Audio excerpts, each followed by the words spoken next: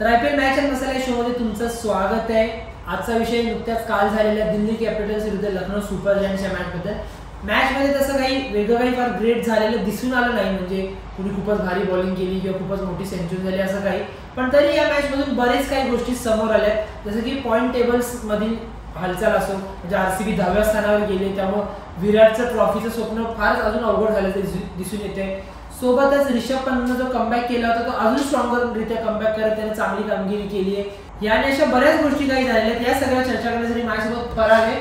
तर बघा, कालची मॅच आपण सर्वांनी पाहिली आहे, 167 रन केलेले, जे डिफेंड करू शकले लखनौने 18.1 ओव्हरमध्ये दिल्लीने ते पूर्ण केले। काय ओव्हरऑल मॅच बद्दल सांगशील? कालच्या मॅच बद्दल सांगायचं असतं की लखनौने 167 केलेले आणि त्याच्या अपोजिट दिल्लीला 168 करायचे होते, पण कालची मॅच त्यांनी फर्स्ट टाइम असं झालं की ते डिफेंड करू शकले नाही लखनौ सुपर जायंट। आतापर्यंत त्यांनी असं झालं की 160च्या अबोव स्कोर केला असेल, काही झालं असेल तरी त्यांनी तो डिफेंड केलेला आहे। काल फर्स्टची मॅच तरी त्यांनी डिफेंड नाही करू शकले। याला कुठेतरी माझ्यामध्ये तरी ऋषभ पंत जो पुन्हा एकदा चांगल्या फॉर्म मध्ये आलाय हे एक मोठं कारण आहे। आता इतरही त्याचे प्लेयर्स खेळले, जसा की तो ऑस्ट्रेलियाचा एक 22 वर्षाचा जेम्स म्हणून प्लेअर आलाय, त्यानेही चांगली कामगिरी केली, तो झंझावत असा अर्धशतक त्यानं ठोकलं, पण अर्थात फिनिशिंग कडे नेताना मॅच ऋषभ पंतनं खूपच चांगली कामगिरी केली। त्याचे जे काही चौकार षटकार आपण सर्वांनीच पाहिलेले, पुन्हा एकदा ओल्ड फॉर्म मध्ये आलाय, त्याचे जे वेगळे शॉट्स सगळे आपण काल बघितले ते असेल। आणि विशेष गोष्ट म्हणजे बॉलिंग लाईनअप मध्ये कुलदीप यादवच्या परत येण्याने फारच फरक पडला आहे। नक्कीच, कारण कुलदीप यादवने पहिल्या 10 ओव्हरमध्ये त्याला बॉलिंग देण्यात आली आणि पहिल्या 10 ओव्हरमध्ये त्याने 3 विकेट असे काढले, निकोलस पुरन, KL राहुल आणि मार्क टॉयनिस असे मेन प्लेअर त्यांनी विकेट काढले त्यांनी।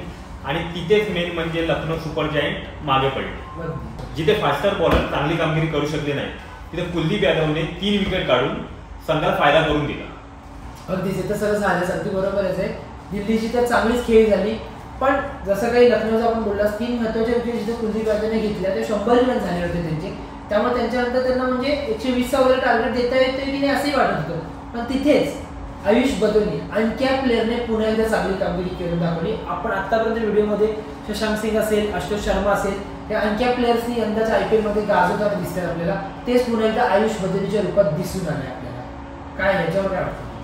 नाही, आयुष बदोनी खरंच चांगली कामगिरी केली आणि आपण मागच्या व्हिडिओमध्ये सांगितलं की आणख्या प्लेयरला तेवढं वाव मिळत नाही जेवढं विराट कोहली आणि सगळ्यांना मिळतं। अगदीच अनकॅप प्लेअर आहे आयुष बदोनी, ज्याने 55 रन केले, 35 बॉलमध्ये 55 रन केले त्याने, आणि त्याच्यामुळेच लखनौ सुपर जायंटला 167 रनपर्यंत पोहोचतात। एवढी चांगली बॉलिंग लाईनअप दिल्लीची काल दिसून आली कुलदीप यादवच्या परत कुलदीप यादवने त्याला बॉलिंग केली आयुष बदोनीला, पण तो त्यालाही चांगल्यारीत्या खेळून त्याने एंड शॉटमध्ये चांगले रन करून 167 एक मोठं टार्गेट, जिथे महत्त्वाचे प्लेयर्स इतक्या कमीमध्ये आउट झाले असताना त्यांनी दिलं, फारच चांगली गोष्ट होती। त्यामुळे पुन्हा आणखी प्लेयर्सचा यंदाच्या IPL मध्ये गाजावाजा होताना दिसूनच आला।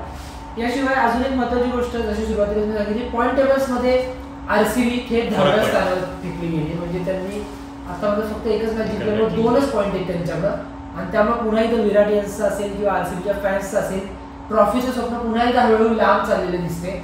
आणि मग तोच विषय येतो, RCB ची बॉलिंग रणती आणि विराट एकटा काय काय करणार। आता पण मिड ऑफ IPL आलो आहे, 6 मॅचेस जवळजवळ झाल्यात, सगळ्यांच्या 6 मॅचेस झाल्यात, पण अजूनही IPL मध्ये फक्त एकच मॅच जिंकता आली RCBला। 5 मॅच ते थोडा फरकाने हरले, पण हरलेच, शेवटी हरले, थोड्या फरकाने असो पण हरलेच ते। त्यामुळे IPL ची ट्रॉफी कशी वुमन्सने ट्रॉफी जिंकली तसे ह्यांना जिंकता येईल या वर्षी असं मला तर नाही वाटतं। त्यावर ठीक आहे, तिथे येणारा टाइमच ठरवेल काय होते नेमकं, पण दुसरीकडे ऋषभ पंत चांगली कामगिरी करत असल्यामुळे दिल्लीचा पण IPL कधीच ट्रॉफीने जिंकल्याचं स्वप्न यंदा पूर्ण होऊ शकतं।